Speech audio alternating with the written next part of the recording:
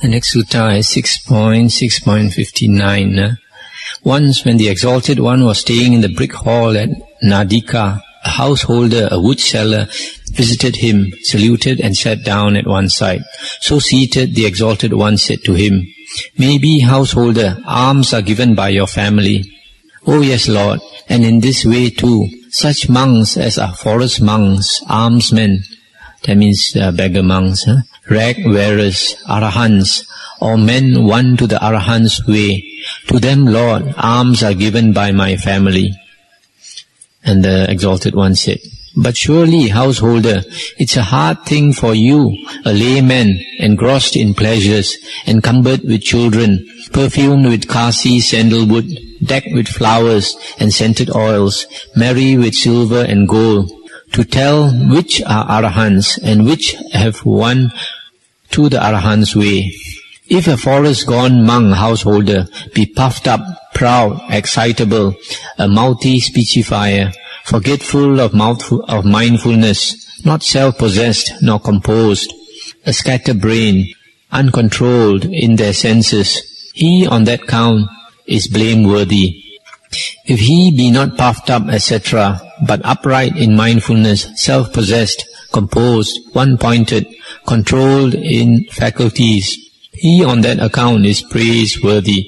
So too of the monk dwelling on the village outskirts, the almsman, the guest monk, the rag wearer, the wearer of the robe given by the householder.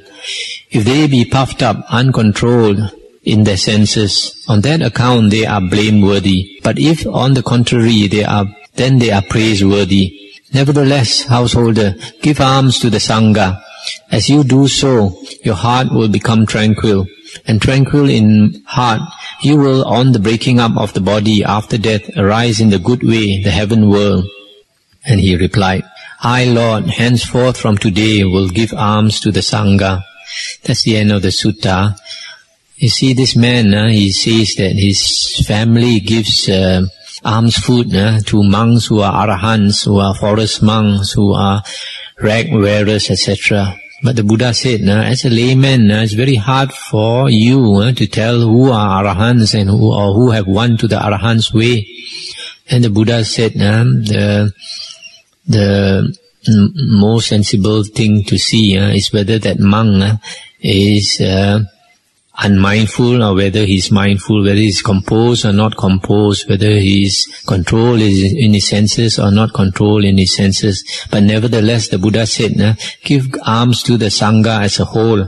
Then you will walk the good way and have a good rebirth. Now, in one of the suttas, the Buddha said, it's a duty of lay persons to serve the Sangha. And in another sutta, the Buddha said, in the future there would be those who wear the yellow robe, who do not practice well. But even then, if you give alms to the Sangha as a whole, you are doing your duty and you help to preserve the Sangha. That means the lineage of the Sangha is not broken. And then even though they are not good monks at the moment, yet because the Sangha is not broken, the line of the Sangha is not broken, then in the future there still can be arahants. But if lay persons stop supporting monks because they are not good practicing monks, then the Sangha could be broken, and then in the future there will be no more monks. The next sutta, which is quite a good sutta, is 6.6.60. Once when the Exalted One dwelt near Benares in the deer park at Isipatana, a number of elders, Theras, who had returned from alms gathering and eaten, sat together in the round hall and talked a talk on the higher Dhamma. Now, from time to time, the Venerable Citta Hati Sariputta broke in on their talk, and the Venerable Maha said to him, "Let not the Venerable Citta Hati Sariputta constantly interrupt the elders' talk on the higher Dhamma. The Venerable Citta should wait until the talk is over." And when he had thus spoken, Citta's friend said, "The Venerable Maha should not censure the Venerable Citta Hati Sariputta. A wise man is the Venerable Citta, and able to talk to the elders on the higher Dhamma." And the Venerable Mahakotita replied, "It's a hard thing, sirs, for those who know not another person's ways of thought. Consider, sirs, a person who, so long as he lives near the master or a fellow teacher in the holy life, is the most humble of the humble, the meekest of the meek, the quietest of the quiet, and who, when he leaves the master or his fellow teachers, keeps company with monks, nuns, lay disciples, men and women, rajas, their ministers, course setters, that means external ascetic leaders, or their disciples, living in company, unhampered, rude, given over to gossip. Passion corrupts his heart, and with his heart corrupted by passion, he disavows the training and returns to the lower life. Suppose, sirs, an ox, a meadow browser, were kept tied by a rope or closed in a cowshed. Would he say rightly who should say, 'Never now will that meadow browser venture again to a meadow'?" And Chitta's friend said, "No, indeed, sir, such a thing does not happen, since that ox used to browsing in meadows would, on snapping its rope or breaking out of the cowshed, venture down to the meadow again." Venerable Mahakotita said, "Even so, sirs, where a person, so long as he is near the master or a fellow teacher, is the most humble of the humble, meekest of the meek, quietest of the quiet, but who, on leaving the master or his fellow teachers, keeps company with monks, nuns, lay disciples, etc. Passion corrupts his heart, and he returns to the lower life. Consider again a person who, aloof from sensual desires, enters and abides in the first jhana, thinking, 'I've won to the first jhana.' He keeps company with monks, nuns, lay disciples, etc., and returns to the lower life. Suppose, sirs, the rain deva rains heavy rains at the 4 crossroads, lays the dust and makes mud. Would he say rightly who should say, 'Never now will dust again appear at these 4 crossroads'? No, indeed, sir, since along those 4 crossroads men, ox, and cows might pass, or the wind and heat might dry up the moisture, and then the dust would appear again. It is even so, sirs, when a person enters and abides in the first jhana, and keeps company with monks, nuns, lay disciples, etc., he returns to the lower life. Then consider a person who, suppressing applied and sustained thought, enters and abides in the second jhana, thinking, 'I've won to the second jhana.' He keeps company with monks, nuns, and lay disciples, etc., and he returns to the lower life. Suppose, sirs, a great lake near some village or town, and the rain deva were to rain great rains and cover the mussels and shells and sand and pebbles. Would he say rightly who should say, 'Never now in this great lake shall the mussels, shells, sand, and pebbles appear again'?" And Chitta's friend said, "No, indeed, sir, since men or ox and cows might come and drink from the great lake, or wind and heat dry up the moisture, and then the mussels, shells, sand, and pebbles would appear again." And the Venerable Chitta Mahakotita said, "It is even so, sirs, where a person enters and abides in the second jhana and keeps company with monks, nuns, lay disciples, etc., he returns to the lower life. Consider then the person who, with the fading away of delight, piti, enters and abides in the third jhana, thinking, 'I've won to the third jhana.' He keeps company with monks, nuns, lay disciples, etc., and returns to the lower life. Suppose, sirs, last night's food pleased not a man filled with good food. Would he say rightly who should say, 'Never now shall food please this man again'? No, indeed, sir, this is not the case. As long as the strength from the good food remain in his body, other food shall not please that man. But when that strength has gone, then shall food please him again." And the Venerable Mahakotita said, "It is even so, sirs, where a person enters and abides in the third jhana and keeps company with monks, nuns, lay disciples, etc., he returns to the lower life. Consider the person who, putting away pleasure and pain, enters and abides in the fourth jhana, thinking, 'I've won to the fourth jhana.' He keeps company with monks, nuns, lay disciples, etc., and returns to the lower life. Imagine, sirs, a pond in a mountain valley, windless, waveless. Would he say rightly who should say, "Never now on this pond shall waves appear again"? And they said, "No, indeed, sir, since were a squall to come very strongly from the east, it would bring waves to the pond. So likewise were a squall to come from the west, the north, or the south." And Venerable Mahakotita said, "It is even so, sirs, where a person enters and abides in the fourth jhana, and keeps company with monks, nuns, lay disciples, etc., and he returns to the lower life. And consider the person who, paying no attention to signs, enters and abides in the signless mental concentration, thinking, 'I have won to the signless mental concentration.' He keeps company with monks, nuns, lay disciples, men and women, rajas, their ministers, courtiers, and their disciples. Living in company, unhampered, rude, given over to gossip, passion corrupts his heart, and with his heart corrupted by passion, he disavows the training and returns to the lower life. Suppose, sirs, a Raja or his minister with the 4 hosts of the army were to come up to the high road and pitch their camp for one night in the forest, and the sound of the cricket be drowned by the sound of elephant, horse, chariot and foot soldier, by the sound of tabor, drum and conch. Would he say rightly who should say, "Never now in this forest shall the cricket be heard again"? No, indeed, sir, this is not the case, for when the Raja and his minister have left the forest, and the army have left the forest, the cricket shall be heard again. It is even so, sirs, where a person, unattentive to signs, enters and abides in the signless mental concentration, and thinking, "I've won to that," keeps company with monks, nuns, lay disciples, etc., living in company, unhampered, rude, given to gossip, passion corrupts his heart, and he returns to the lower life. And later, the Venerable Chitta Hati Sariputta disavowed the training and returned to the lower life. Then Chitta's friends went to the Venerable Mahakotita and said, "Did the Venerable Mahakotita discover Chitta Hati Sariputta by mind encompassing mind concerning the thought? This and that state of attainment has Chitta won to, but he will give up the training and return to the lower life. Or did Devas tell him this? Chitta Hati Sariputta, sir, has won this and that, but he will return to the lower life."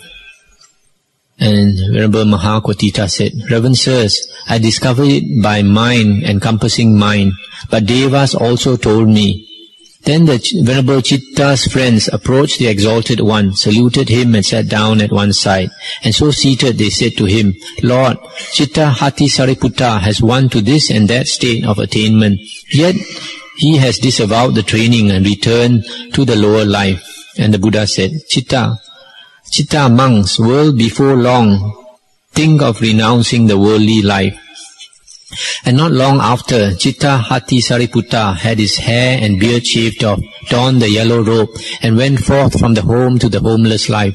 And the Venerable Chitta Hati Sariputta, living alone, secluded, earnest, ardent, resolved, not long after, entered and abode in that aim above all of the holy life, realizing it here and now by his own knowledge, for the sake of which clansmen rightly go forth from the home to the homeless life.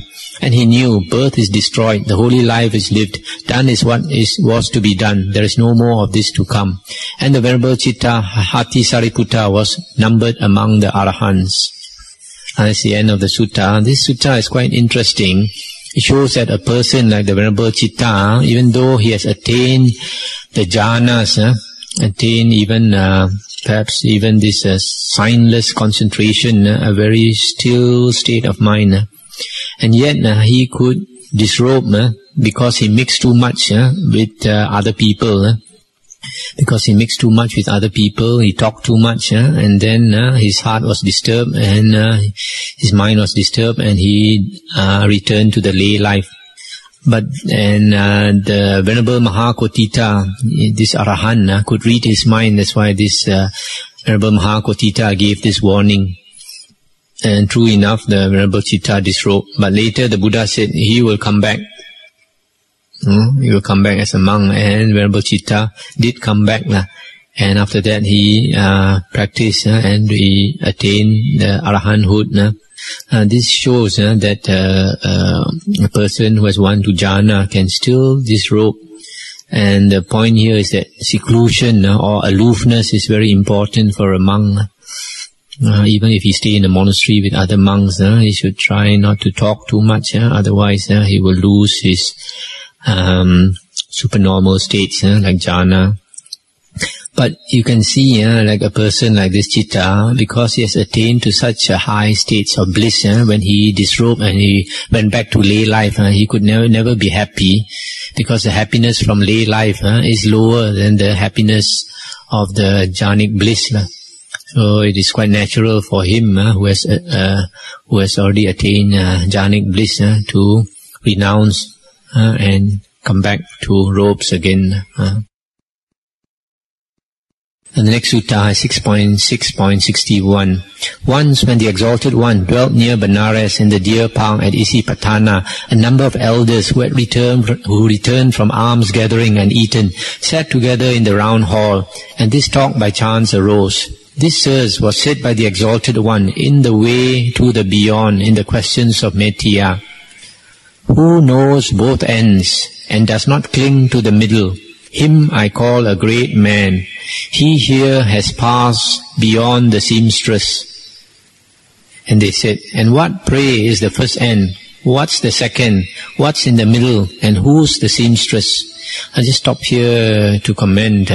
This passage that they quoted the Buddha as saying, who knows both ends and does not cling to the middle, him I call a great man.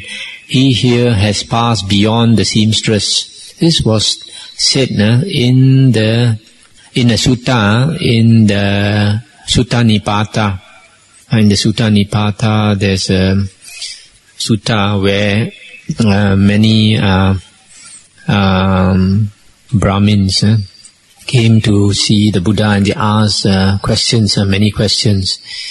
And this was one of the things that the Buddha mentioned. And so these elder monks, they asked this question. They wanted somebody to explain what is the first end, what is the second, and what's in the middle, and who's the seamstress.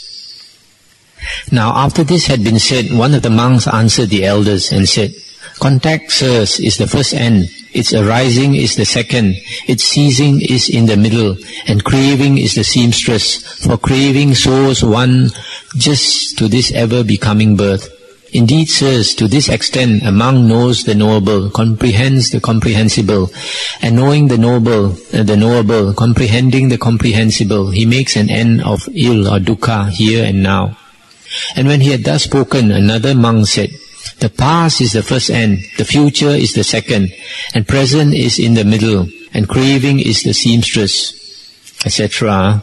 And he makes an end of ill. And another said, pleasure is the first end, pain is the second, indifference is in the middle, and craving is the seamstress, etc. as before. And another said, name, nama, is the first end, form, rupa, is the second, consciousness is in the middle, and craving is the seamstress. And another said, 6 sense organs are the first end, the 6 outer objects are the second, consciousness is in the middle, and craving is the seamstress. And another said, life's bundle is the first end, its arising is the second, its ceasing is in the middle, and craving is the seamstress, for craving soars one just to this ever-becoming birth. Indeed, sirs, to this extent a monk knows the knowable, comprehends the comprehensible, and knowing the knowable, comprehending the comprehensible, he makes an end of dukkha here and now.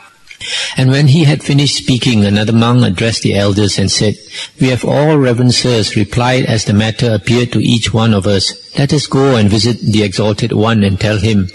As the Exalted One declares, so will we bear in mind. Very well, rejoined the elders, and they approached the Exalted One, saluted and sat down at one side. And so seated, they told him all the words and talk that had passed between them, adding, Lord, who spoke best? Each one of you monks in his own way spoke well, but as to what I spoke of in the way to the beyond in Metiya's questions, who knows both ends and does not cling to the middle, him I call a great man. He here has passed beyond the seamstress. Listen, pay good heed, I will speak. Yes, Lord, they replied, and the Exalted One said, verily, contact monks is the first end, its arising is the second, its ceasing is in the middle, and craving is the seamstress, for craving soars a man just to this ever-becoming birth. Verily, monks, it is to this extent that the monk knows the knowable, comprehends the comprehensible, and knowing the knowable, comprehending the comprehensible, he makes an end of dukkha here and now. That's the end of the sutta. This Buddha said that all the answers given by the monks were very good. But even though all of them were very good, yet his meaning was just as the first monk had spoken. And this is one of those suttas, when you read this or you listen to it the first time, you find it very difficult to understand. It's one of those suttas where you have to read it and again and think about it, think many times about it, and read and think about it, and slowly you'll find the answers are very interesting. Another sutta, I don't know whether I can finish. Once while the Exalted One walked a tour among the Kosalis with a great company of the Sanghas monks, he came to a Kosalan town called Dandakapaka, and the Exalted One stepped down from the road and sat on a seat made ready at the foot of a tree. But the monks entered Dandakapaka to seek a lodging. Now the Venerable Ananda with a number of monks went to the river Achiravati to bathe his limbs, and after he had bathed and had come out, he stood in one garment drying his limbs. Then a monk approached the Venerable Ananda and said, Ananda, Reverend Sir, was it after concentrating his whole mind that Devadatta was declared by the Exalted One, gone wayward, hell bound for a kappa, or an aeon, or a world cycle, unpardonable is Devadatta? Or was it from some Deva source he learnt it? I'll just stop here for a moment. This monk had heard that the Buddha had said that the Devadatta, one of his disciples who had tried to harm the Buddha, had gone to hell for a world cycle, and he was doubtful. So he asked, was it the Buddha knew it himself from his mind reading the mind of Devadatta, or did he learn it from some Deva?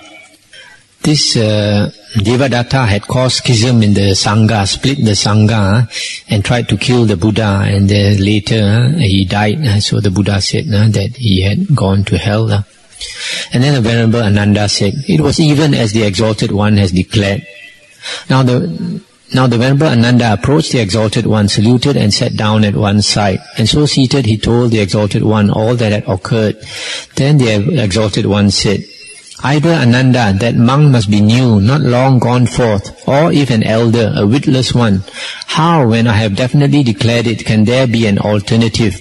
I know not another person of whom this was declared by me after full mental concentration, save of Ananda. And so long, Ananda, as I saw a bright spot in Devadatta, even the prick end of a horse hair in size, I declared not, Devadatta is wayward gone, hell bound for a kappa, unpardonable. But it was when I saw none that I declared thus. Imagine, Ananda, a cesspool of a man's depth, brimful of dung, and a man had fallen in, head and all. And then a man appeared, ready to help, to do the friendly, to set him in safety, to lift him out. Yet were he to go all round that cesspool, he would not see even the prick end of a horse hair of that man, unsmeared by dung, by which to grasp and lift him out. And it is even so with Devadatta Ananda. When I saw not a bright spot in him, not even the prick end of a horse hair in size, that I declared, gone wayward, hell bound for a kalpa, unpardonable is Devadatta. Would you hear Ananda, the Tathagata, analyzing the feelings and thoughts of man? This is the time, O Blessed One, this is the time, O well-gone one, for the Exalted One to analyze men's feelings and thoughts. The monks, having heard, will bear it in mind. Well, listen, Ananda, pay good heed, I will speak. Yes, Lord. Rejoined the Venerable Ananda, and the Exalted One said, suppose, Ananda, by mind encompassing mind, I know this of some person, there is both good and evil in him. Then presently, by the same means I know, the good has disappeared, the evil is uppermost, but the root of goodness is not cut off, and from that good will proceed. Thus in future he is bound not to fall. If, Ananda, seed neither split, rotten, nor spoiled by wind and heat by vital, well-seasoned, be thrown on well-tilled ground in a good field, can you say for certain it will yield its growth, increase and abundance? Yes, surely, Lord. Even so, Ananda, by mind encompassing mind, I know of some person there is good and evil in him, and then the good has disappeared, the evil is uppermost, but the root of goodness is not cut off, and from that good will proceed. Thus he is bound not to fall in the future. Verily, Ananda, thus by mind encompassing mind, the person of man is known to the Tathagata. Thus by mind encompassing mind, the feelings and thoughts of man are known to the Tathagata. Thus by mind encompassing mind, the future arising of things is known to the Tathagata. Or suppose by mind encompassing mind, I know the converse of some person, in future he is bound to fall. If seed, neither split, rotten and so forth, be thrown on stony ground, can you say for certain it will not yield its growth, increase or abundance? Yes, surely, Lord. Even so, Ananda, I know of some person, he is bound to fall. Verily, Ananda, thus by mind encompassing mind, the person of man, his thoughts and feelings, and the future arising of things are known to the Tathagata. Then suppose I know of some person, there's not a bright spot the size of a hair's prick end in him, and being utterly black in his evil, he will, on the breaking up of the body after a death, rise in the wayward way, the ill way, the abyss, hell. Ananda, if seed, split, rotten, spoiled by wind and heat, be thrown on well-tilled ground in a good field, can you say for certain it will not yield growth, increase or abundance? Yes, surely, Lord. Even so, Ananda, I know of some persons, he will rise in hell. Thus by mind encompassing mind, the person is known to the Tathagata. So I don't have time to finish all the types of persons that the Buddha enumerated in this sutta, but they are not so important. The thing about it is that this sutta is one of those which shows that the Buddha did predict that Devadatta will go to hell, that he is an evil person. Or he was an evil person, and because of that he will suffer for a world cycle in hell. But later books try to say that Devadatta was a bodhisattva, and he's not really suffering even though he has gone to hell. But this contradicts the earlier suttas as shown here. So I'll stop here, and if you have any questions or comments, we can discuss.